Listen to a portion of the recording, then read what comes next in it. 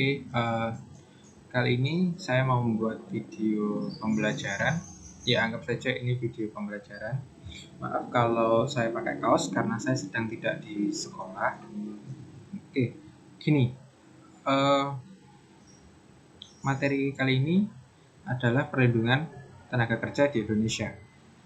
Nah, saya mungkin tidak membahas secara spesifik, tapi masih secara umum saja. Yang akan pembahasan kita mungkin akan lebih ke apa itu tenaga kerja, terus definisinya apa, siapa tenaga kerja itu, dan mengapa kita perlu mempelajarinya. Nah, yang pertama, definisi dari tenaga kerja. Kalau kita bisa mendefinisikannya sendiri, tenaga kerja adalah orang yang bekerja pada seseorang dan dia mendapatkan upah dari hasil kerjanya. Jadi mereka yang bergaji entah itu 1.000, entah itu 100.000, entah itu 1 miliar selama dia kerja pada orang, itu bisa dikatakan sebagai tenaga kerja.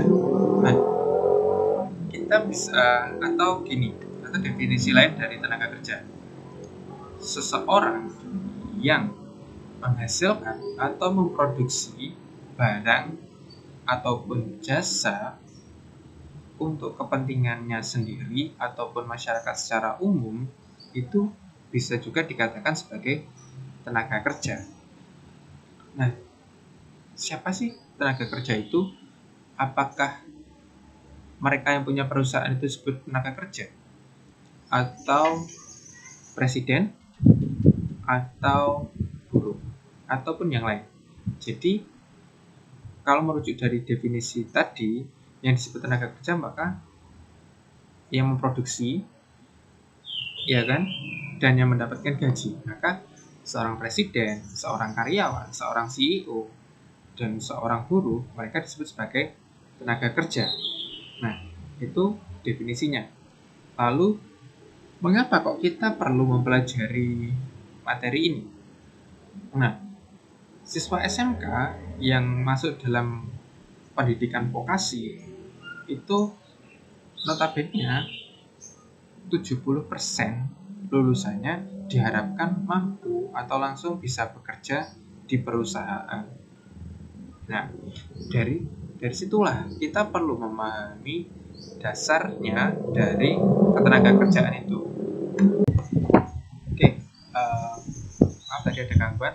Oke, selanjutnya yang pembahasan kita adalah perjanjian kerja. Dalam sebuah perusahaan, perjanjian kerja itu adalah hal yang lumrah. Artinya perjanjian perusahaan dan karyawan itu sesuatu yang lumrah dilakukan. Nah, perjanjian kerja itu seharusnya, selazimnya itu saling menguntungkan antara perusahaan dan karyawan, atau bisa dikatakan simbiosis mutualisme. Itu adalah hal yang lumrah dan wajib harusnya. Nah, selain itu kita harus memahami pula isi dari perjanjian kerja itu.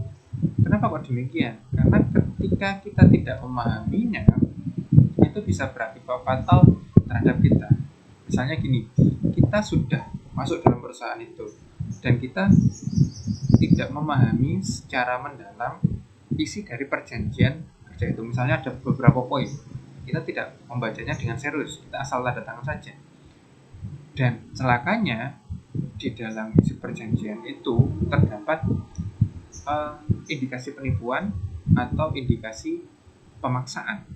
Contoh misalnya gini, kita dipaksa oleh perusahaan untuk bekerja di luar batas kewajaran, dan itu sudah misalnya tertulis secara tersirat di dalamnya, dan ketika kita mengajukan komplain terhadap perusahaan itu, kita ditunjukkan suratnya. Akhirnya kita tidak bisa apa-apa karena di dalamnya sudah ada. Dan penipuan juga demikian. Ini kita harus memahaminya. Sebagai contoh, pernah suatu waktu saya pernah mengikuti sebuah acara, katakanlah seminar. Di dalamnya itu ada seorang yang mengajukan pertanyaan. Dia merasa tertipu. Ketika dia sudah masuk dalam perusahaan itu, dia mau izin sholat Jumat, tapi tidak diperbolehkan sama perusahaan itu. Alasannya apa? Karena di surat perjanjian itu tidak ada hal seperti itu.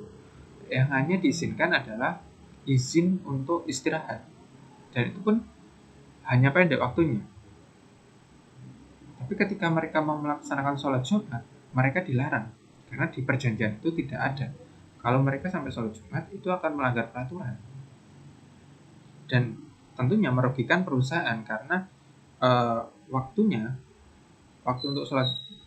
seharusnya untuk produksi, itu digunakan untuk digunakan untuk sholat Jumat. Nah, karyawan ini komplain, tapi tidak bisa karena terbentur oleh perjanjian kerja. Dia mau keluar, tapi terbentur juga. Kalau mulai dia sampai keluar, dia akan terkena denda beberapa juta, sehingga dia di posisi sulit. Sehingga inilah perlunya kita memahami peraturan atau perjanjian kerja, sehingga nantinya ke depan kalau kita di dalamnya atau sudah bekerja, kita tahu, kita tidak tertipu, dan kita tidak dipaksa oleh perusahaan itu. Seperti itu. Nah, yang selanjutnya, mungkin itu saja materi kali ini. Jika nanti ada pertanyaan, silahkan chat saya ataupun tulis di kolom komentar. Terima kasih. Kalau bisa jangan di-like, di dislike aja. Terima kasih. Sampai jumpa. Sekian.